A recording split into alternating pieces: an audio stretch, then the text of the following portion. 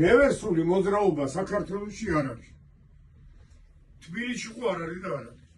რევერსული მოძრაობა ნიშნავს ქუჩის რომელიღაც მონაკვეთზე ავტომატურად მანქანის მოძრაობის ზოლების გადართვას, ცვალებადობას. უყურე მაგალითად, უყურე ძმაო, ჩვენ თუ გვაქვს მაგალითად რომელიმე ქუჩაზე მონაკვეთზე რა თბილისში არა გვაქვს, მაგრამ ვითომ გვაქვს 4 ზოლიანი მოძრაობა ამ რევერსულ მოძრაობას აკონტროლებს აი თანამშრომელი, რომელიც ზის ლუცუბიძეზე იმას რო ეძახიან 112-ს თებს.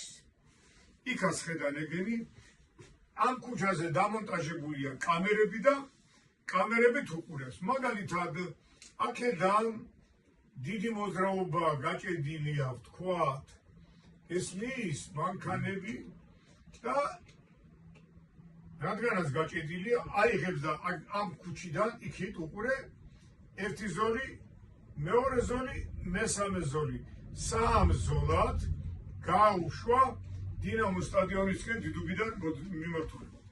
იქიდან გამოატარა აქეთ ერთი ზოლი. ეხლა რაღაც გარკვეულ პერიოდში აქ მანქანებმა იმატა ძმაო, აი აქ გაიჭედა საცობი და აქ მანქანები შეთხელდა. აქ უყურე ამას ეუბნება გადადი მარჯვნივო, საბა, გადადი მარჯვნივო, ყვითელი მას უმთებს. ემს აი გადმოვიდა მარჯვნივ, ესეც გადმოვიდა მარჯვნივ, ანუ ეს აქედან წამოვიდა ცალ ერთ ზოლში, აქედან კიდე გამოუშვა მეორე, ხედავ, ეხლა აქედან წამოვიდა მესამე ზოლში. თუ დაჭირდება და აქ ისე მოიმატებს ტრანსპორტი ვინც არ ეგულირებს, ახლა ამას ეთქვის გადადიო შენო მარჯვნივო, ამასაც ეთქვის გადადი მარჯვნივო, აი გადავა მარჯვნივ.